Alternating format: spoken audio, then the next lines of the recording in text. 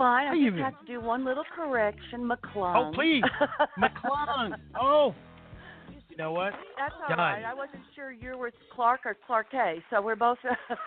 Well, there you have it. I'm Miss excited to Coffee be here. McClung. Thanks for having me.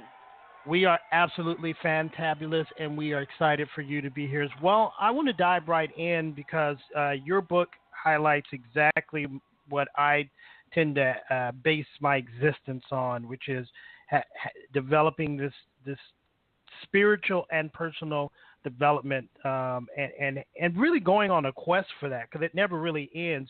But before I No, it dive into doesn't. that part of it, let's go back. I read Okay. some of your books, or just to kind of get a feel, and the first thing that obviously sticks out to anybody who's read is that your journey kind of begins with the loss of your very good friend. Oh, yeah. Did you you deal with grief in the beginning of your book in a very kind way and straightforward way? And my question to you is, did you think prior to losing your best friend, which by the way I can't even imagine if someone called me up and told me my best friend had passed away, that I don't even know how I could handle that.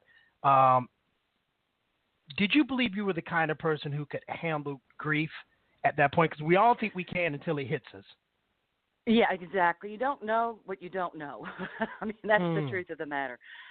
Truth of the matter, Clark, is before Rob, my best friend, passed, and before she was actually diagnosed, I had suffered so many losses back to back, starting with my mother, who was really my best friend, a soulmate in a sense. And I came home to Texas from New York to help her with her cancer so she could have a good 2 years, do what she needed to do. So I really confronted grief well before Rob. I dealt with my mother, and then, of course, she eventually passed. I dealt with the grief even of losing my job in New York, leaving New York, a different kind of grief, leaving a house in New Mexico, another kind of grief. So by the time Robin was diagnosed and I heard those words, of course, I fell to my knees metaphorically because it was like, I don't think I can handle one more. But what I had done before she told me about her diagnosis was I did my inner work, just like you said, personal growth, going within, dealing spiritually with what was happening with my mother and all the other losses. So I had done a lot of work before Rob told me that horrible news that day, and dealt with grief, found my power through it, connected to my higher self, connected inwardly. So I knew, okay, I have this strength. I don't like it. I hate it. No one likes grief, let's face it. But I had done that. So when Rob came around and told me the diagnosis, of course, the shock, the pain, the anger, which is in the first chapter, I was mad as hell, to be honest with you. I thought, universe, I don't think I can handle one more loss, and not my best friend. But I was able to handle it because of the work I'd done those previous 8 years with all the other losses.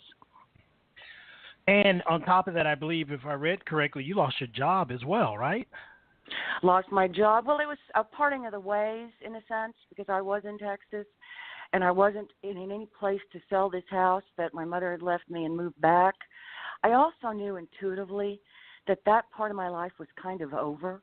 I had done everything I needed to do in that job, and I'd done enough spiritual work through the last 30 years that I knew something was coming. I wasn't sure what it was, but I knew I'm done with that part.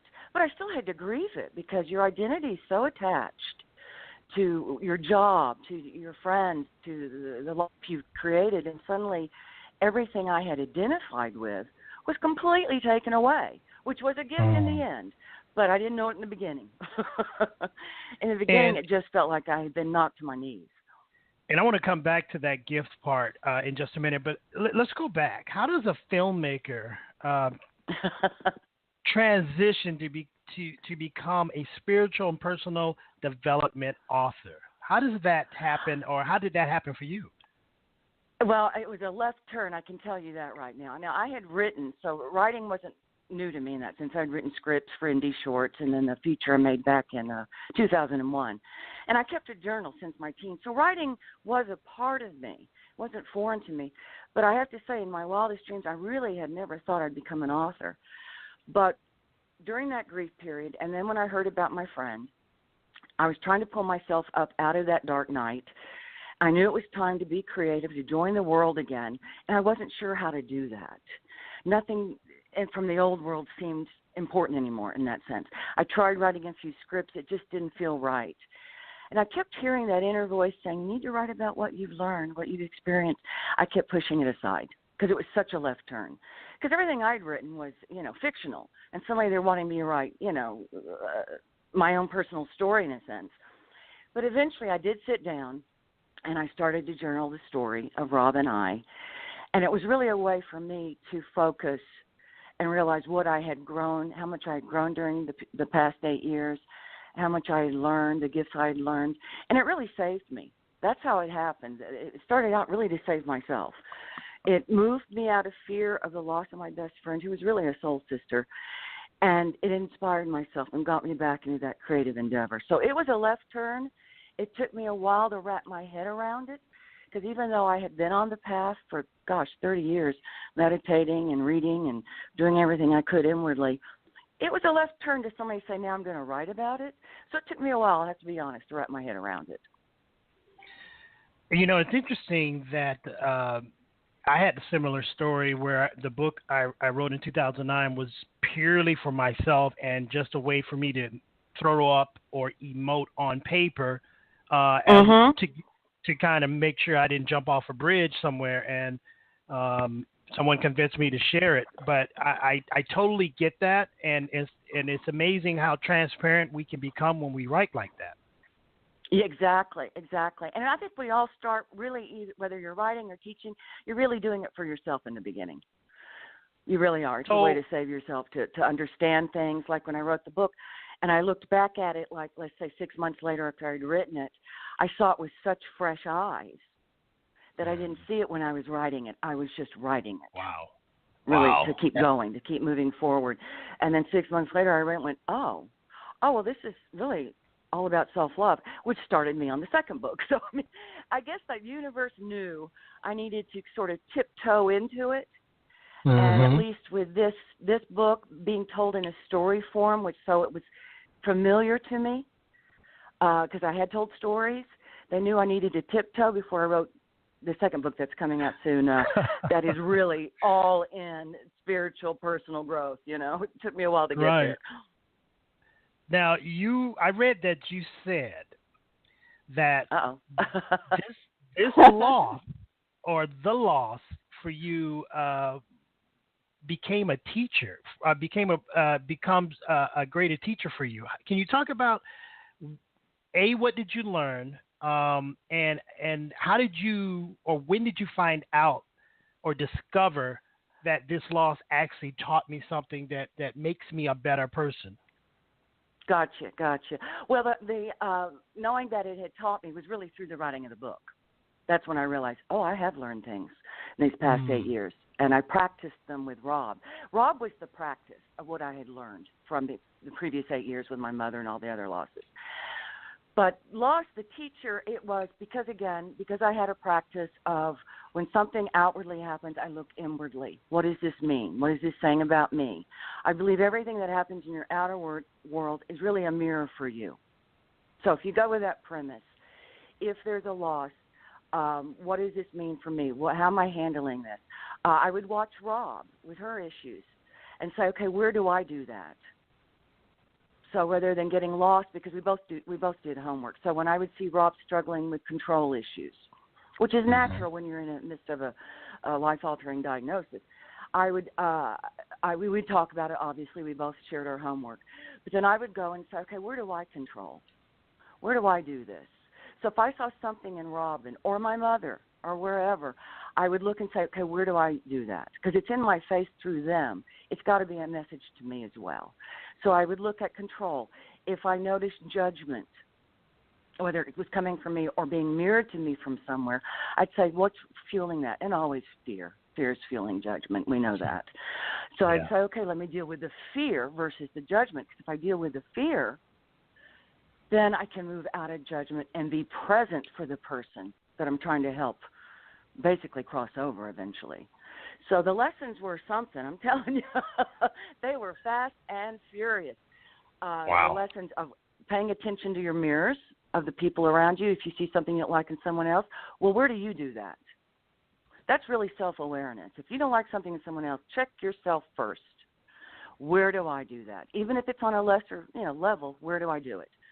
Like I said, and Robin's strengths, seeing her strengths and saying, okay, do I have that strength? And saying, I do, I need to cultivate it. So it was a lot of the mirroring back and forth between Robin and myself, where we were able to keep, because we did homework. We've done it for 30 years together. Mm-hmm. We kept saying, okay, just because we have this issue, let's keep growing towards love. Because the homework's always about growing towards love. That's the bottom line. And seeing where she was not in self-love was a great mirror for me, because it made me realize I had moved to self-love during those past years' homework. That's what I had done, which I didn't realize that's what I was doing. I was just doing my homework because I had to do it to keep going. And then seeing where places where she perhaps was not in self-love and making decisions out of fear, like with her family and things like that, it mirrored for me I had moved to self-love so I could help her in return. Is that making any sense? Or am I rambling? Absolutely. No, not to. I totally get it. I recently, as an adult, an older adult, within the last 7 years, lost my mother and grandmother, and those were the only major losses that I had in my entire life. I'm 50 now. So it taught. I mean, that was a hard pill to swallow, and if you had told me I'd be ready, I got this. I understand. No one's going to live forever. Yada yada yada. And when it happened, it felt like I had to relearn who I was to be able to cope. Exactly. So, yeah. Exactly. Yeah. Especially with a parent or someone intimate within your family. Because when my mother died, the rug was pulled out in a sense, but also everything I'd sort of built my persona around was gone. And suddenly, because I had no other family members left in a sense, that suddenly I was like, well, who am I really? Because I knew who I was to them, but who am I really? And that's where the learning started, and that's where moving into who am I authentically? I was carrying beliefs that were taught to me by my mother. Well, are those my beliefs? Is that really who I am? I mean, like you just said, you have to question, who am I? That's one of the gifts of loss. It's a painful gift, but it is one of the gifts if you do the work. And I'm sorry about your mom and your grandma. No, absolutely.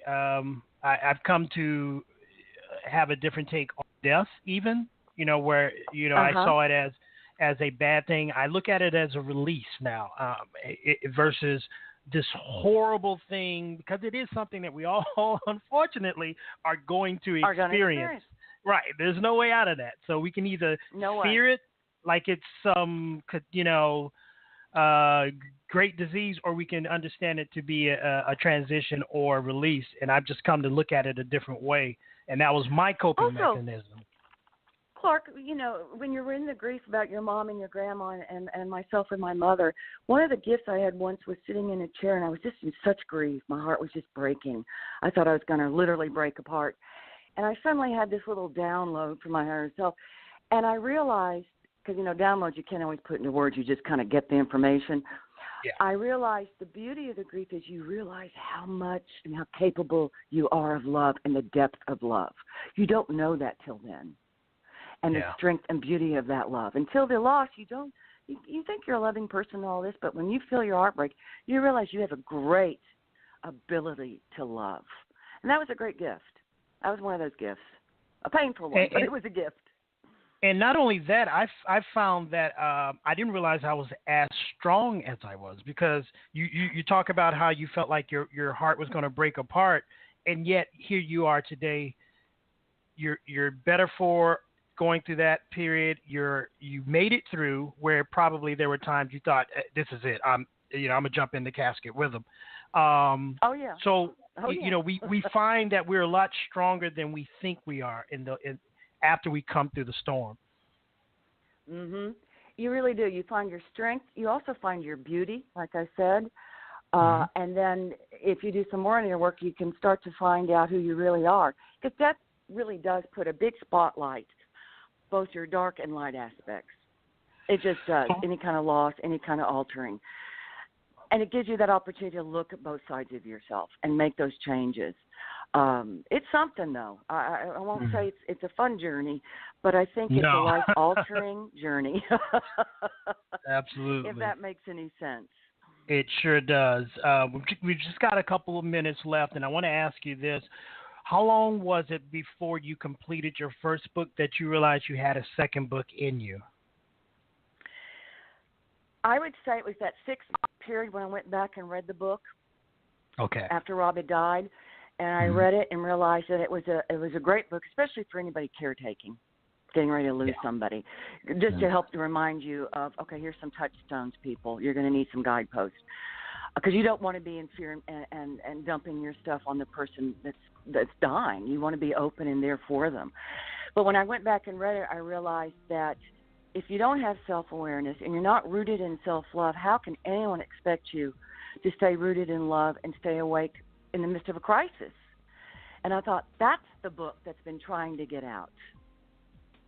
And that's the second book, that The Heart of the Matter. And it literally is a workbook and guide that takes that esoteric idea of self-love and makes it accessible through practical steps, exercises, meditations, so that you can reconnect to that self-love inside of you. Because self-love really has to be the foundation of your life.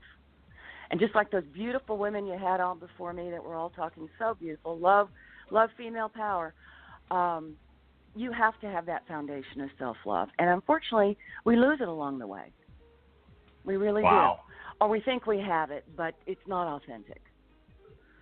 And so this second book really is the answer to that. It's really the first book. The first book I wrote really is a sequel to this book I'm writing now, which tells you how to get to be awake and self-aware, and how to make those changes so you can return to self-love. How can people pick up those books, and how can people follow you? That's a wonderful question. I appreciate that. Joffrey McClung, Facebook, Twitter, my website, joffreymcclung.com. You can certainly check my books out there. The second book's not on there yet. It'll be there probably in the next month, maybe 2 months. And, of course, Amazon, it's available. But definitely Facebook, my website, Twitter, I'm all on those, so they can check. And I do a blog weekly, and it's all inspirational, uplifting, self-love, empowering stuff. Joffrey, thank you so very much for being transparent and courageous enough to write these books. I'm sure many, many people will be better for it. Well, thank you so much, sweetie, for having me on. I've enjoyed it thoroughly. Absolutely. Joffrey McClung, right here on The Conversation.